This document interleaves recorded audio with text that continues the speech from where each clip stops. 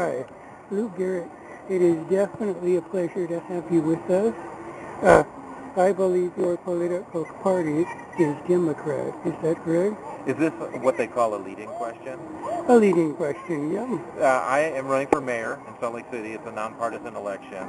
My personal registration is with the Democratic Party, yes. I see. And if you were elected as mayor, what are some of the most important issues you want to address during your term in office? We're suffering a crisis in affordability in Salt Lake City right now. It's a big deal. If you can't afford housing, if you can't afford food, if you can't afford transportation, we're pricing people out of the city. So as a downtown councilman, I've heard a lot from people who need better public transportation, more reliable transportation, that has more hours. So it sounds like more affordable housing would be very important. Affordability. So we're talking about affordability in transportation. So I want to see a Salt Lake City transit company that fills in the gaps in UTA services, and ideally that would be free, and a big new boom in affordable housing. The current mayor is promising 5,000 doors. He doesn't know how he's going to build them. He's 8,000 doors behind. We need a new way of building affordable housing, and I'm the mayoral candidate that can offer that. That is wonderful. What do you think of, the people that live along the transit line are the people that are most in need, have the lowest income? Whose idea was it anyway to build these really expensive and affordable apartments along the transit lines when it's the low-income people that need to live there? Yeah, well, that's the market speaking, and unfortunately a lot of investment money now is going into market-rate apartments and not into affordable apartments. So we need to make sure that in this apartment building boom, we have enough affordable units to serve all the people that need to live along transit lines. So a terrible irony would be is if we built these transit lines and then only people who can afford really inflated rents can live there. That would be a tragedy, and we've got to get out in front of that really quickly to make sure that doesn't happen. Because basically it is the most low-income people that you use public transit in the first place. Transit-dependent people are generally low-income people, so that's quite true. So public transportation needs to be good for everybody, but it's definitely low-income people that need the most access to transit. I agree. And is there any other issues that you want people to know about? Well, I mean, we need a vision for our city moving forward that is different than the one we have now. So I'm talking about things like an empowering economy, an economy that trains people and educates people from the bottom up, that makes them very attractive to employers to move to Salt Lake City, to invest in Salt Lake City. We got to make sure that children, especially children of color, have the type of supports and the type of opportunities that traditionally they've been denied. So I'm talking big about after-school programs, summer programs, and pre-K programs. And I think we should also be talking about a living wage here in Salt Lake City. The state legislature made that illegal when Rocky Anderson was mayor, yet we need to continue to talk about things like addressing the pay equity gap for women, as well as a living wage for all workers. The Salt Lake City Mayor's office can be a bully pulpit, and we need to make sure that we're constantly messaging on these social justice issues, because we need to lead in Salt Lake City on those issues. Well, thank you so much. I wish you good luck in your campaign. Thank you. And thank you for your time. Thank you, Mr. Weeks. Thank you very much. Lindsay, who is representing Jackie Vogiewski, because Jackie is not with us tonight. Most of the people want to know, even though it's usually a nonpartisan candidate campaign, does she lean more toward Republican, Democrat, unaffiliated? What is her preferred party? Jackie's a registered Democrat. She served in the legislature for over a decade as a Democrat. As a Democrat. And if she is elected to office, what would you say are some of the most important issues that she wants to address during her term as mayor? Mm-hmm. Well, Jackie's an expert in law enforcement. She serves on she serves with Sheriff Jim Winder right now on part of his leadership team, and she also served in the legislature for over a decade where she focused on economic development issues. So one of her top priorities is making sure that economic development in all of Salt Lake City's neighborhoods is a top priority. That's great. Is there anything else that she considers important that she wants people to know about? Yeah, for sure. She also is a mom, and it's important to her that we're providing early childhood education to children in Salt Lake City. Utah is one of only 11 states that doesn't provide any funding for that type of program. But cities can get involved in early childhood education and provide preschool for young kids, and that's another one of her policy priorities. Well, thank you so much. So we wish her a lot of luck with her campaign, and thank you for your time. Thank you. I'm here with Tracy Hardy, who is rerunning for office this year. Am I correct in saying that you are for the political party of Democrat, correct? I am. It's a nonpartisan race, however. Yeah, Yep. it's a nonpartisan election. And this time around, what are some of the most important issues to you that you want to pursue if you're reelected for office? I want to be the representative that listens to everyone in the district and all of the areas and neighborhoods in the district equally, and get some compromises and some win-win situations for everyone, so that everyone has a voice in our district. I feel like not everyone's getting represented as much as other people, depending on their opinions. And I want to be that listener that can bring everyone together. Yeah.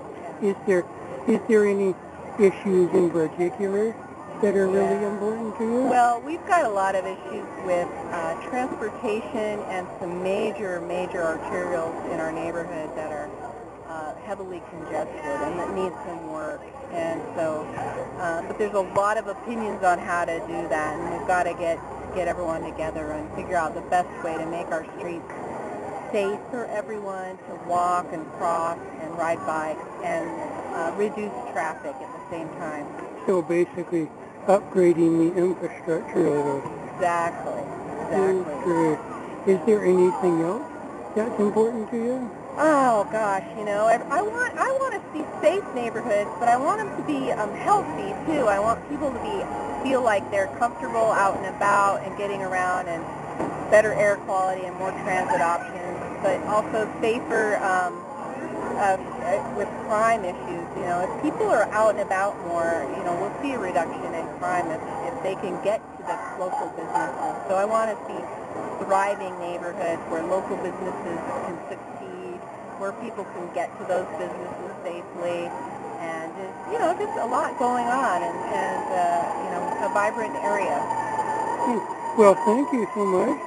Good to see you again. You too. And good luck with your campaign. Thanks a bunch. Yeah.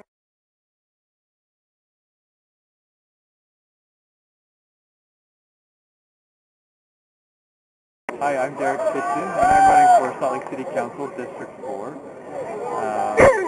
I find myself identifying as a Democrat most of the time, but it is an unaffiliated election, which is great. Sorry. That's okay. And if you are elected as a city council member, what are some of the most important issues you want to address during your term in office? Well, there's a couple issues that matter to me. I'm a small business owner downtown, and so I'm running to be the only small business owner on City Council. In Salt Lake, we have a lot of independently owned businesses, and I think it's really important to have a line of communication from the business community to City Hall. So I'm looking to be a voice for all of our locals. And then additionally, right now Salt Lake City is facing a huge shortage in affordable housing. There's approximately 8,200 units of affordable housing in the negative right now. And so what I'd like to address is the affordable housing deficit. We have a couple proposals on my website, 3 to be specific. And then outside of that, I'd really like to see the transit system improve. I'm a biker and a bus rider myself. And so for me, it'd be great if we had some additional routes and later service and cheaper tickets as well. That's great. Yeah. Hey, well, thank you so much. I wish you good luck in your campaign. Thank you. And thank you for your time. Yeah, thanks a lot. Yeah.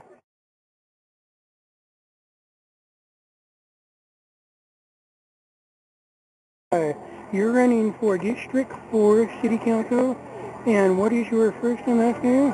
My name is Jen Colby, yes, and I'm running for Salt Lake City District 4 for 2015. And if you are elected to office, what are some of the most important issues that you would like to tackle during your term in office? So to me, some of the biggest issues facing both our district and the city include equity and sharing opportunity across the diversity of our city, really providing better opportunities for our youth as well as good affordable housing and better jobs availability. Social services and homelessness is certainly an issue, and making sure that we have the proper investments in our communities is really, really important to me. I've worked a lot on food issues, and so making sure we have healthy food, better school food, and more accessible and available healthy food for all is really important. I'm also really interested in making sure we have the quality of life we all value, including green spaces and parks for all of us, whether that's pocket parks or places we can all walk to, and making sure that in that affordability piece that we have really an energy efficient and environmentally friendly environment for all, because the environment is really an equity issue and all of us need to have healthy, safe places to live. And this brings to mind a unique question I would like to ask. What is your view on improving the food stamp program for people who need it the most? A couple of things. We have to make sure that there are no federal cuts and that we defend those and we keep it as a true entitlement program. As long as you qualify, it's available. We need better outreach. There's still a lot of people who don't take advantage of food stamps, and I know our friends at Youth Sons Against Hunger and many other entities have worked really hard to get the word out, and we could still do better through our governments and other agencies that have contact with people. And then we really need to make sure we have more programs like the Double Your Dollars programs at farmers markets, and maybe we could extend that to retail outlets, that we have better food opportunities for people so that when they're using their food stamps, the corner market does have healthy food for them and not just overpriced and under-nutritious food. Do you think, yes or no, do you think it is important that more support should be put into the Head Start program? I do. In fact, I think we really need to find a way to fund pre-K and full-day kindergarten for all. There's got to be a way to do it. I know we've got some restrictions at the state level, but that would really make a huge difference, and that would also make sure that kids are getting 3 meals a day. Thank you so much. Yeah. Wish you good luck in your campaign. Thanks so much. Thank you for your time. Yeah, thanks.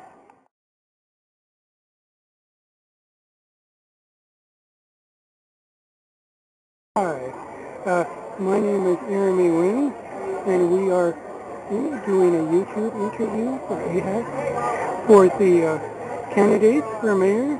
So, would you tell us your name? Sure, my name's Dave Robinson, and I'm running for Salt Lake City Mayor. And what is your political party? So the Salt Lake Mayor race this year is unaffiliated, and so we are all just running unaffiliated. And if you are elected as mayor, what are some of the issues that are most important you will address during your term in office? There are a number of issues that I think are really pressing for Salt Lake City. One of those, of course, is the homeless situation. I spend a lot of time downtown with a couple small businesses that I'm involved in and some of the community efforts that I, of course, interact quite a bit with the homeless and disadvantaged. I think that we are falling short on those issues. I think there are a number of people that really need some individual attention. I think there's some of the programs that have been successful. That's great. Let's continue those. But we really need to focus on the homeless. Another item that I am concerned about is affordable housing. I am a home builder here in Salt Lake City, and the ordinances that are in place are very concerning, and they really do not encourage product that is for affordable housing. Another area of concern for me are the canyons, Big and Little Cottonwood, some of the watershed, open space, and backcountry properties. There have been many where the current administration has fallen short on open space and watershed protection. And so we certainly need to improve in that area as well. I believe that this community needs some real leadership. I think we need an open door policy. I believe that we need a mayor and administration that embraces the community and that works on a one-on-one basis and with the local group. We need to get down in the trenches, have a spirit of community, and really represent Salt Lake City for the great city that it is. Well, we wish you good luck in your campaign, and thank you so much for your time. Absolutely. Thanks for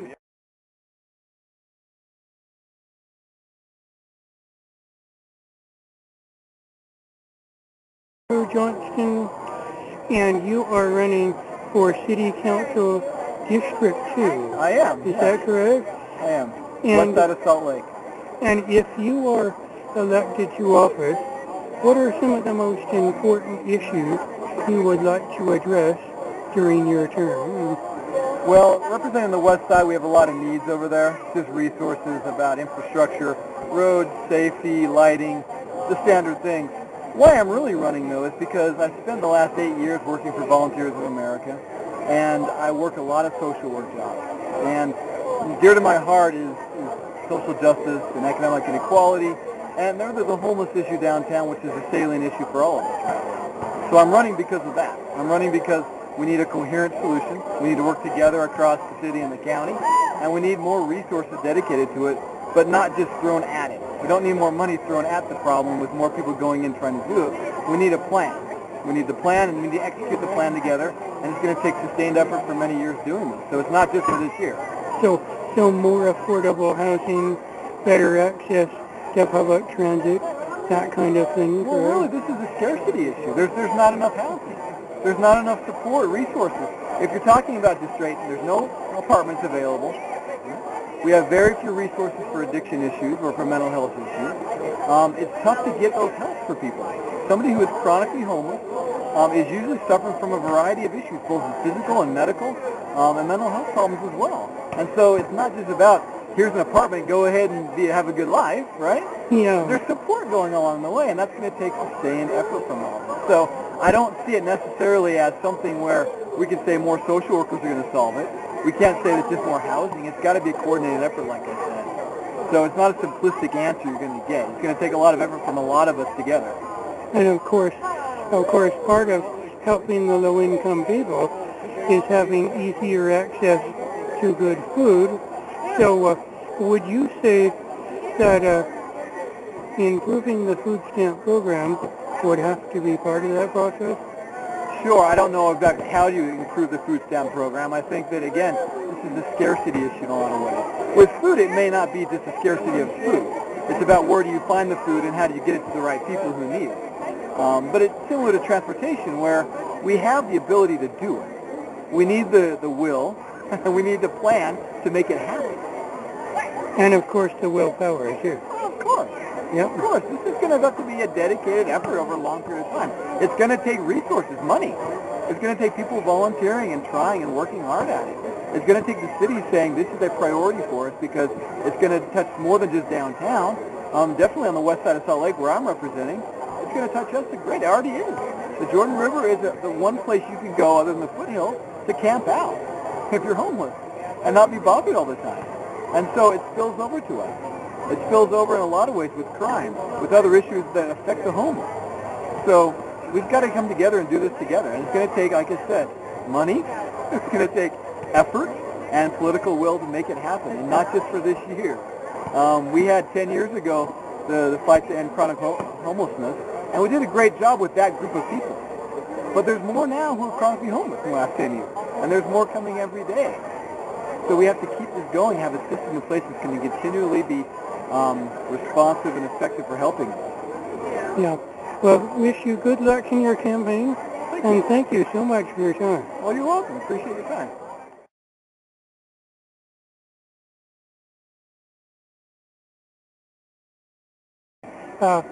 You are running for Salt Lake City Council.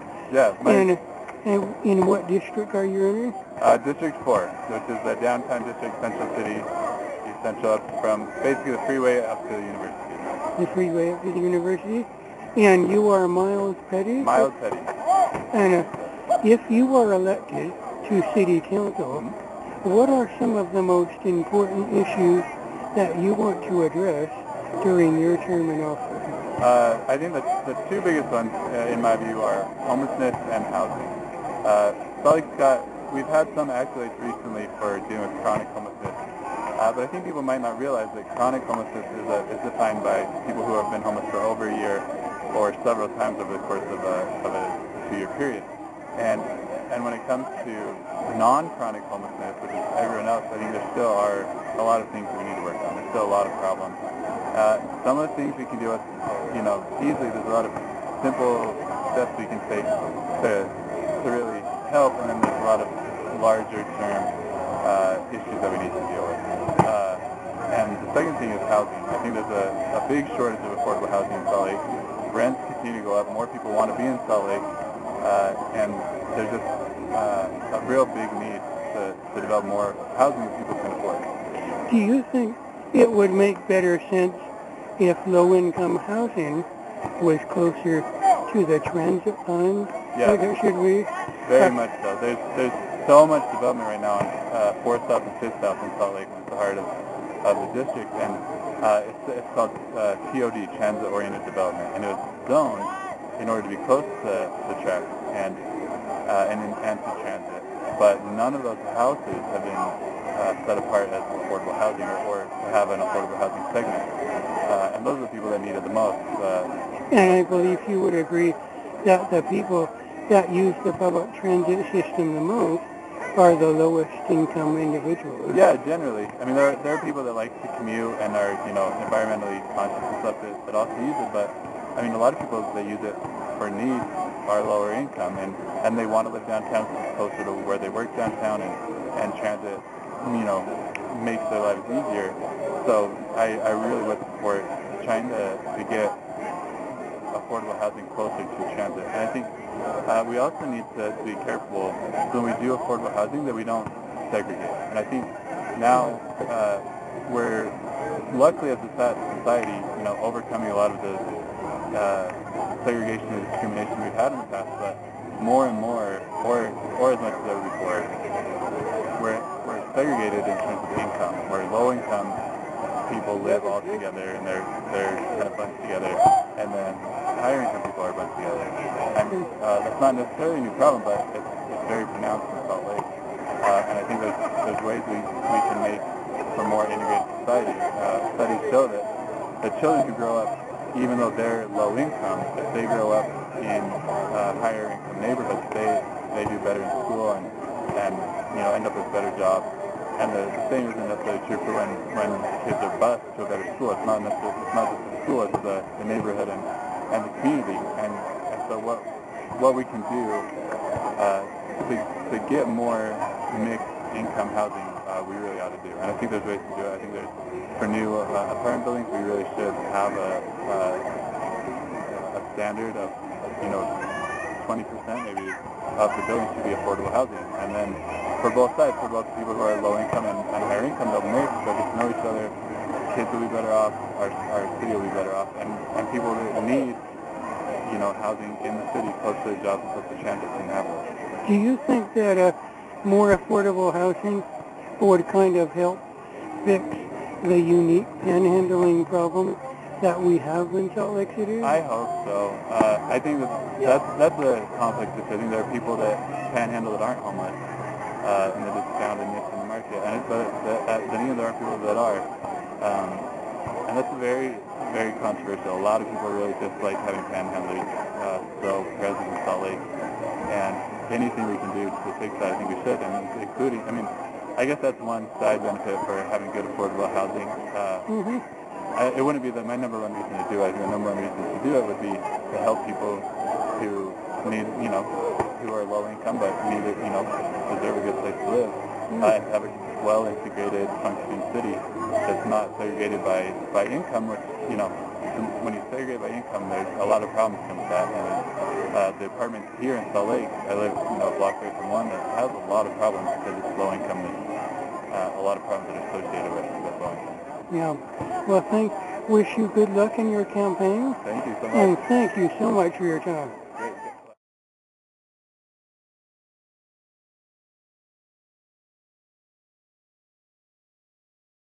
I'm running for Salt Lake City Council District 4. And what is your, I believe our viewers would like to know what is your political affiliation?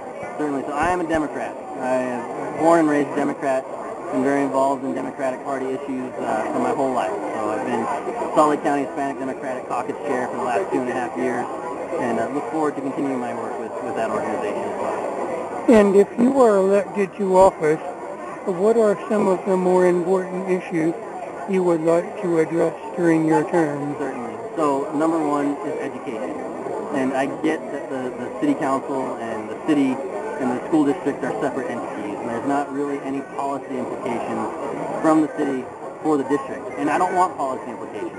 What I really want is a partnership between our city and our district to make sure that our kids have every opportunity to succeed. We see a lot of development going on downtown, but who are we building the city for if we're struggling with our public school system? And I don't want to shame, I don't want to bash our public school system. I think they're doing a lot of really good things. But there's a lot of serious concerns when it comes to diverse students. You know, we have a very low graduation rate for students of color and minority students, right around 47% last I heard. That's really tough to swallow. You know, I grew up in District 4 in downtown Salt Lake. I went to Bryant. I went to East High School. They're not the schools that they are now when I went there. And when I think about quality and quantity of our workforce and what that means for a city that's growing into a minority-majority city, and if we're not educating our kids, especially our kids of color and our diverse students, what does that mean for the future of our city? Who are we building the city for if we can't educate our kids in the way that we need to? We really need to take an outside-of-the-box approach in building partnerships and building coalitions to make sure that our kids have opportunities in out-of-school time, making sure they have opportunities to fill out their college applications and FAFSA information. Really advocating for these things on a city level is important. The city's done a lot of work with capital city education. It's time to expand that. We need to really focus on the community learning center model that's going on in Rose Park and Glendale Elementaries, and look at places like Lincoln Elementary. I heard that they're wanting to expand there if they're not already decided to expand there. I would love to see neighborhood centers in our really at-risk communities. These things are important. It's the wave of the future. We need to focus on data, partnership, collaboration with our city, our private entities, our nonprofits, and our district and parents to make sure that our kids have every opportunity. And I think you would agree that better educated people means the drive for a better economy. It's very true. Like I said, quality and quantity of your workforce are huge factors when it comes to the future of an economy. Another important issue is affordable housing. You know, housing and neighborhood development talks about an 8,200 shortage of affordable units in our city. And that's tough to swallow when you think about a city that's growing. We see a lot of development, like I mentioned earlier, and a lot of those units are very expensive, 1- and 2-bedroom apartments. And there's nothing in our city incentive-wise or mandate or exactions that make sure that our developments have at least a 20% threshold in the developments that are going on. There's no kind of mitigation in our city to make sure that whenever an affordable housing unit taken away for new development, to replace that unit. These are things that are really important, but the big question is how do we do that? It's much more complicated than just growing our tax base. We really need to take a look at a lot of different options, if it's revenue bonds, if it's general obligation bonds, if it's partnering with our large corporations.